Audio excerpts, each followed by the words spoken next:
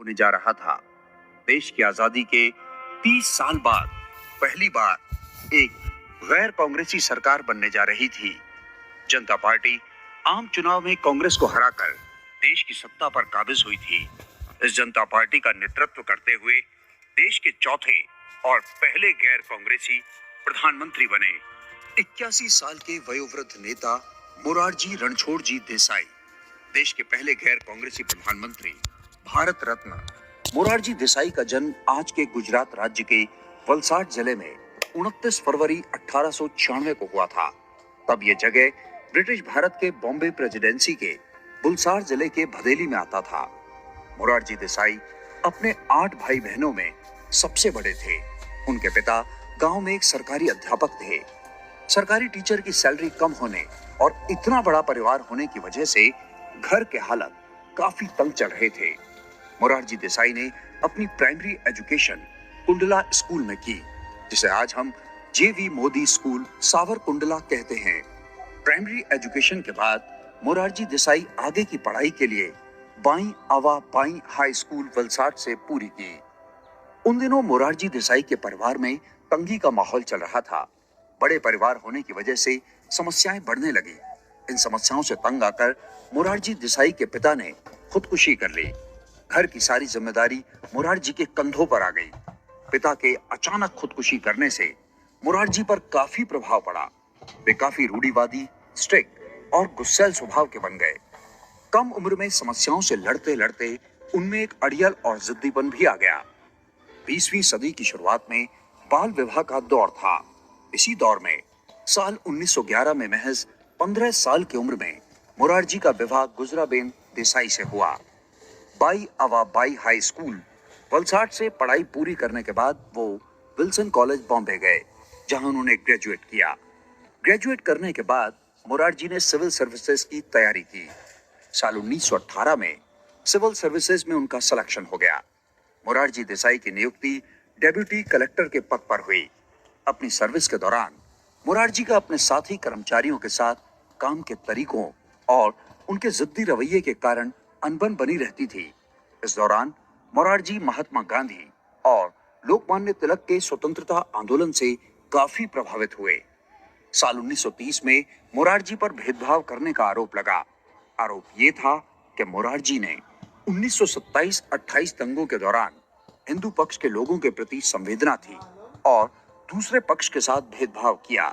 इस आरोप से आहत होकर मोरारजी देसाई ने डेप्यूटी कलेक्टर गोधरा से अपना त्यागपत्र दे दिया। इसके बाद वे स्वाधीनता आंदोलन में शामिल हो गए। महात्मा गांधी द्वारा चलाए गए सविनय अवज्ञा आंदोलन में मोरारजी ने जमकर हिस्सा लिया। इसके चलते उन्हें जेल जाना पड़ा। जेल से बाहर आने के बाद वे फिर स्वाधीनता संग्राम में सक्रिय हो गए। उनकी सक्रियता काफी बढ़ गई। वे बहुत जल्द ही कांग्रेस के गुजरात रीजन के बड़े नेता बन चुके थे। सन 1937 में वो कांग्रेस के गुजरात प्रदेश के प्रेसिडेंट बन गए थे। सेंट्रल लीडरशिप भी मोरारजी देसाई के कार्य से खुश थी। बॉम्बे प्रेसिडेंसी के हर आंदोलन मोरारजी की लीडरशिप में होने लगा। इस कारण अंग्रेज सरकार उन्हें 2 बार जेल में डाल दिया था। साल 1934 और 1937 में जब प्रोविंशियल इलेक्शन हुए तो मोरारजी देसाई जीत गए। इसके बाद वो बॉम्बे प्रेसिडेंसी की सरकार में मिनिस्टर ऑफ रेवेन्यू और होम मिनिस्टर बने। मोरारजी अपने अक्कड़ स्वभाव के लिए जाने जाते थे। हमेशा अपने सिद्धांतों पर अडिग रहने वाले मोरारजी ने सरकार में आते ही रेवेन्यू के मामले में तेज तर्रार डिसीजन लेना शुरू कर दिया। इससे जनता में उनकी लोकप्रियता बढ़ गई। सन 1939 में जब कांग्रेस ने सभी प्रोविंशियल सरकारों से पीछे हटने का फैसला किया, तब मोरारजी सरकार छोड़कर संगठन में काम करने लगे। साल 1942 में महात्मा गांधी ने भारत छोड़ो आंदोलन शुरू किया। इस आंदोलन में मोरारजी देसाई की सक्रियता काफी अधिक थी। आंदोलन कामयाब न हो सके, इसके लिए अंग्रेज सरकार ने तमाम बड़े नेताओं को जेल में डाल दिया। इसी सिलसिले में अंग्रेजों ने मोरारजी को चौथी बार जेल में डाल दिया। इस बार उन्हें 3 साल से अधिक समय तक कारावास में रहना पड़ा। कारावास से निकलने के बाद वे फिर आजादी के आंदोलन में भाग लेना जारी रखा। मोरारजी देसाई समाज में अभद्रता, अश्लीलता के धुर विरोधी थे। उनकी सोच की गाज गिरती थी बॉलीवुड फिल्मों पर। जिस भी फिल्म के बारे में उन्हें बताया जाता कि उसमें कुछ अश्लील है तो वे बिना देखे उसे बैन कर देते थे। मुरारजी के इस अक्खड़ स्वभाव का शिकार दिलीप कुमार की पहली हिट फिल्म जुगनू रही। देसाई ने बिना देखे ये फिल्म बैन कर दी। बैन होने के बाद देसाई को ये फिल्म दिखाई गई। फिल्म देखने के बाद जब उन्हें लगा कि इसमें कुछ भी ऑब्जेक्शन नहीं है, तब उन्होंने फिल्म रिलीज होने दी। 15 अगस्त 1947 को देश आजाद हो गया। बॉम्बे प्रेसिडेंसी के होम मिनिस्टर रहने के बाद साल 1952 में मोरारजी देसाई बॉम्बे प्रेसिडेंसी के चीफ मिनिस्टर चुने गए। देसाई प्रेसिडेंसी के दूसरे चीफ मिनिस्टर थे। देश तो आजाद हो गया, लेकिन उसके सामने एक समस्या खड़ी हो गई, राज्यों के पुनर्गठन की समस्या। आजादी के समय देश काफी टुकड़ों में बटा था। उस समय 3 तरह के राज्य थे। पहले वे राज्य जो आजादी से पहले बने हुए थे, दूसरे वे रियासतें जो बड़ी रियासत थी, राज्य की सूरत में थी, तीसरी वो छोटी मोटी रियासतें जो बड़े राज्य के बीच में थी। अब समस्या ये थी कि जो पहले से बने राज्य थे उनमें कई भाषा बोलने वाले लोग रहते थे। जैसे मद्रास राज्य में तेलुगु, तमिल, मलयालम और कन्नड़ भाषा बोलने वाले लोग रहते थे और सभी अपने लिए अलग अलग राज्य की मांग कर रहे थे। इस मांग को सुलझाना नेहरू सरकार के लिए बहुत बड़ी समस्या बन चुकी थी। ठीक इसी तरह बॉम्बे प्रेसिडेंसी में 2 भाषा बोलने वाले लोग रहते थे। एक थे मराठी भाषी जो तादाद में कुछ ज्यादा थे और दूसरे थे गुजराती बोलने वाले जो बिजनेस में आगे थे। मराठी चाहते थे कि महाराष्ट्र बने और बॉम्बे उसकी कैपिटल हो। वहीं गुजराती बोलने वाले चाहते थे कि गुजरात बने और उसकी राजधानी बॉम्बे बने। इन दोनों के अलावा तीसरे वे लोग भी थे जो बॉम्बे को एक अलग स्टेट बनाना चाहते थे। इन तीनों ग्रुप में अक्सर लड़ाई होती रहती थी। मोरारजी देसाई जो चीफ मिनिस्टर थे बॉम्बे प्रेसिडेंसी के, वो चाहते थे कि सभी भाषा बोलने वाले एक साथ रहें। इसके लिए उन्होंने बहुत कोशिश की पर हर बार नाकामी हाथ में लगी। इधर 1956 में संयुक्त महाराष्ट्र समिति ने अलग मराठी राज्य की मांग तेज कर दी। दूसरी तरफ इंदुलाल याग्निक ने महागुजरात मूवमेंट को भी शुरू कर दिया। दोनों में कोई भी बॉम्बे छोड़ने को तैयार नहीं। हिंसा का दौर शुरू हो गया। लोग एक दूसरे के भाषाई आधार पर एक दूसरे को मार रहे थे। मोरारजी इन सब हिंसा के दुखी थे। इस दौरान उन्होंने एक ऐसा फैसला लिया जो अगर आज के समय में कोई भी चीफ मिनिस्टर कर दे तो उस पर मुकदमा चल जाए। हुआ यह था कि संयुक्त महाराष्ट्र समिति ने फ्लोरा माउंटेन में अनौपचारिक मीटिंग के लिए इकट्ठा हुए थे। सरकार को अंदेशा था कि हिंसा भड़क सकती थी। इससे बचने के लिए गांधीवादी विचारधारा मानने वाले मोरारजी ने पुलिस को शूट एंड शाउट का ऑर्डर दे दिया। पुलिस की गोलीमारी में लगभग 105 लोग मारे गए, जिसमें एक 11 साल की बच्ची थी। इस फैसले ने साबित कर दिया कि मोरारजी वक्त पड़ने पर टफ डिसीजन ले सकते हैं। मोरारजी देसाई के पुलिस को शूट करने की परमिशन देने का जमकर विरोध हुआ। जब विरोध बढ़ने लगा तो नेहरू सरकार ने मोरारजी को सेंट्रल गवर्नमेंट में बुला लिया। साल 1958 में मोरारजी को पहले ministry of commerce and industry और बाद में मिनिस्ट्री ऑफ फाइनेंस दिया गया। इन दोनों पदों पर मोरारजी ने शानदार काम किया। मोरारजी ने मिनिस्टर रहते समय ट्रेड को बढ़ावा देना शुरू किया। उन्होंने टैक्स सिस्टम में चेंज किया ताकि ज्यादा रेवेन्यू आए। इसके साथ उन्होंने इंडस्ट्री सेटअप करने के लिए बिजनेस लोगों को तैयार किया। इन सब के साथ उन्होंने इक्वलिटी पर जोर दिया। उन्होंने काफी लैंड रिफॉर्म किए।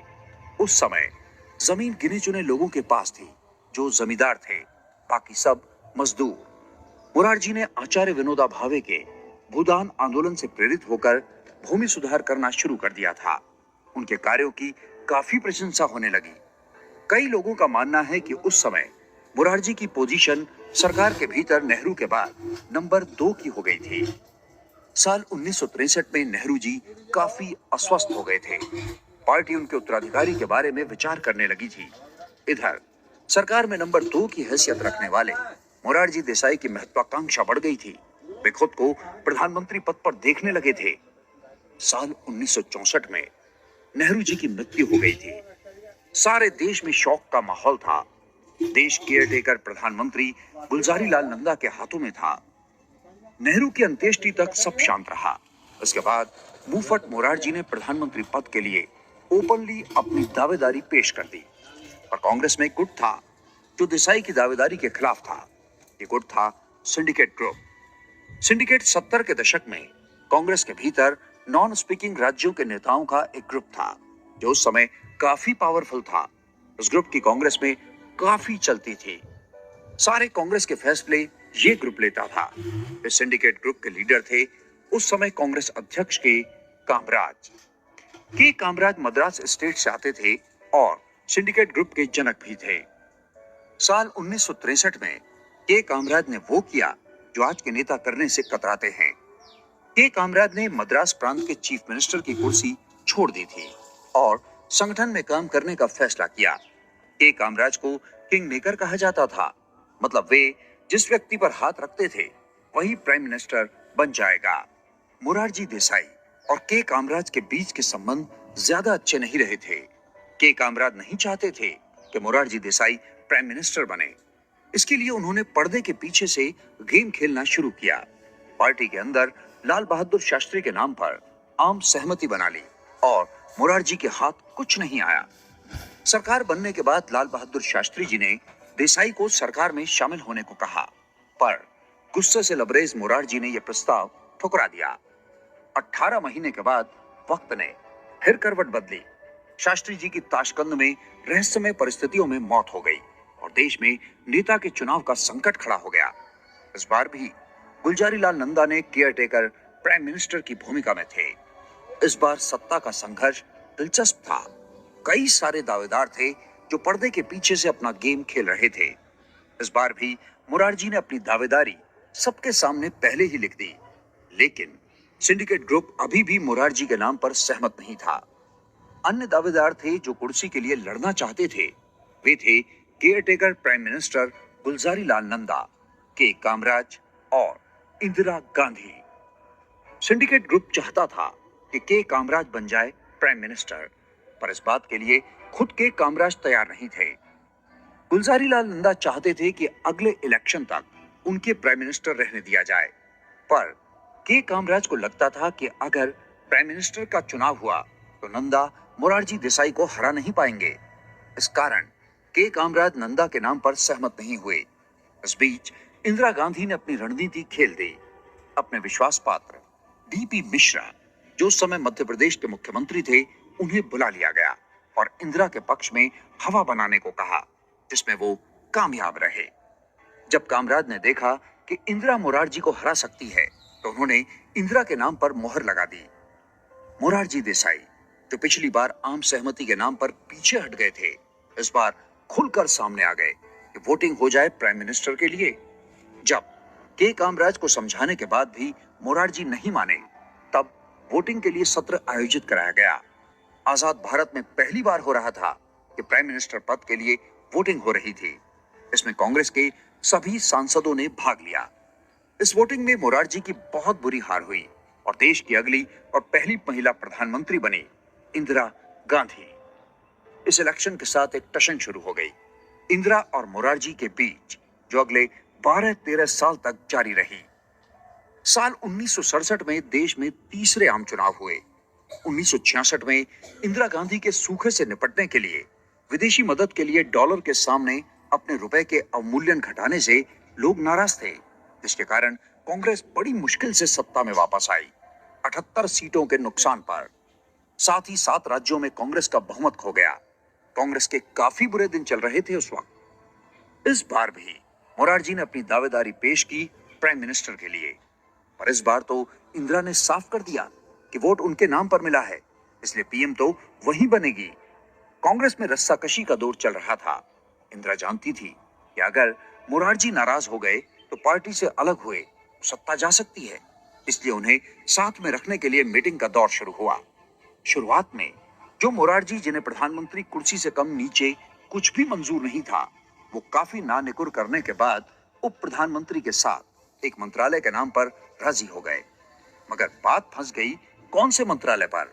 मोरारजी गृह मंत्रालय चाहते थे, पर इंदिरा यह मंत्रालय देना नहीं चाहती थी। बाद में मोरारजी देसाई वित्त मंत्रालय पर राजी हो गए। 1967 इलेक्शन के बाद इंदिरा ने अपनी ताकत को बढ़ाना शुरू कर दिया। इसका शिकार वो सिंडिकेट ग्रुप हुआ जिन्होंने उन्हें प्राइम मिनिस्टर बनाया था। इंदिरा ने पार्टी और सरकार में अपनी दमक बढ़ाई। इस बीच इंदिरा ने दो ऐसे निर्णय लिए जिससे सारा खेल बदल गया। एक था बैंकों का नेशनलाइजेशन और दूसरा राष्ट्रपति चुनाव में उम्मीदवार चयन।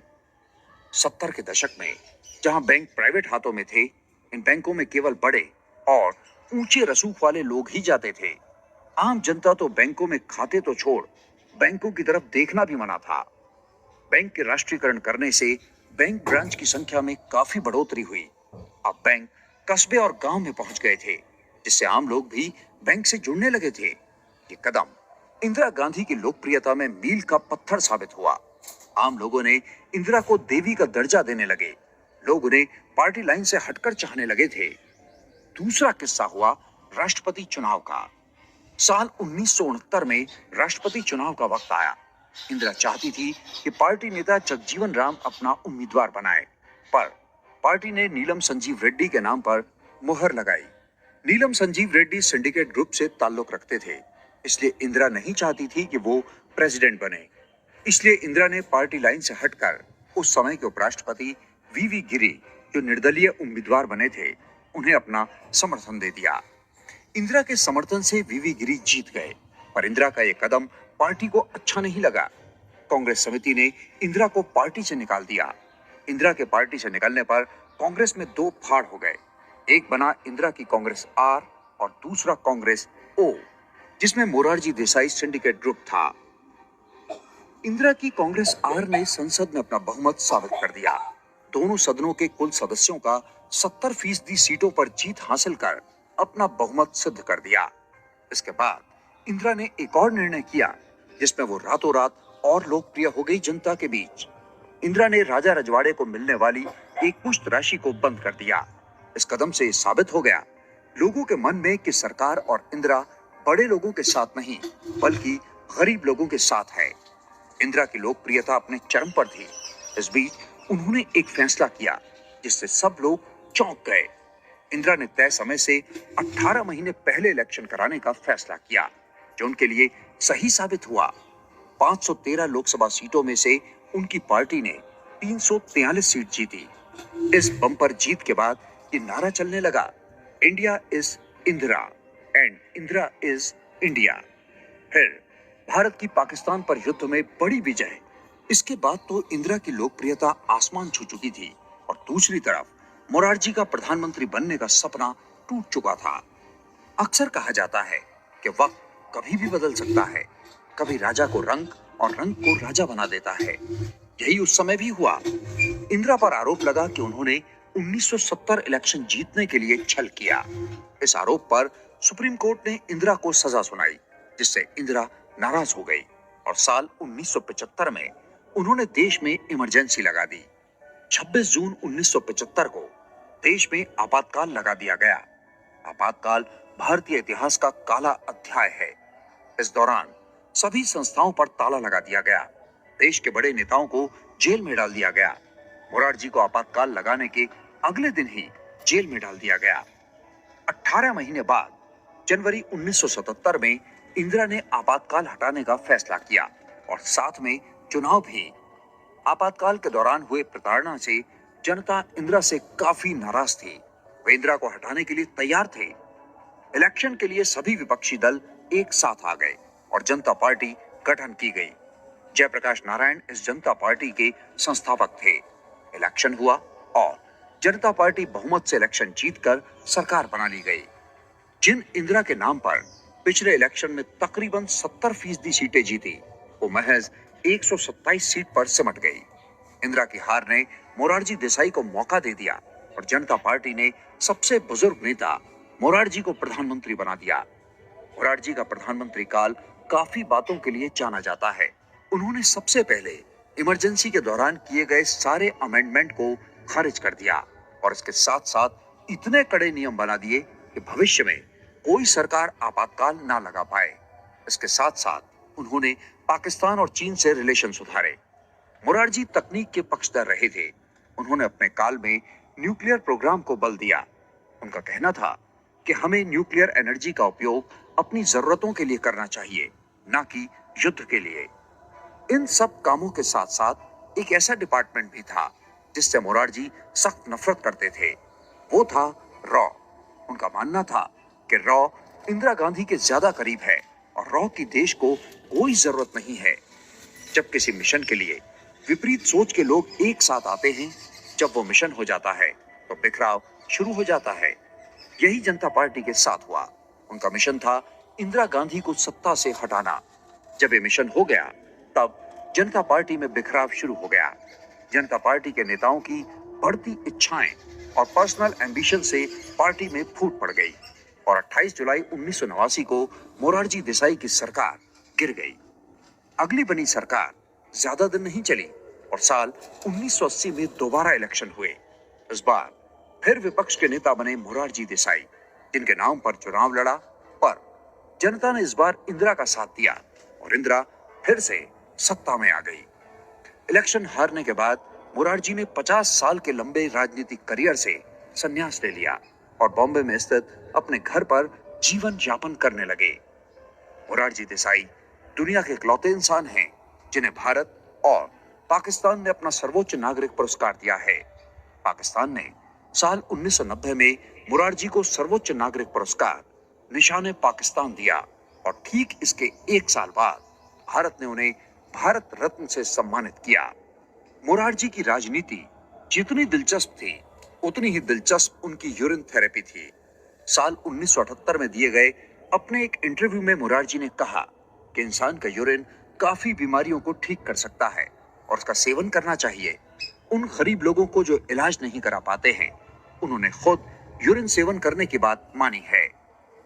राजनीति छोड़ने के 14 साल बाद 10 अप्रैल 1995 को 99 साल के मोरारजी देसाई का देहांत हो गया। अक्सर मोरारजी देसाई को याद करते समय हम उनके जिद्दी, मुंहफट और गुस्सैल स्वभाव के बारे में बात करते हैं।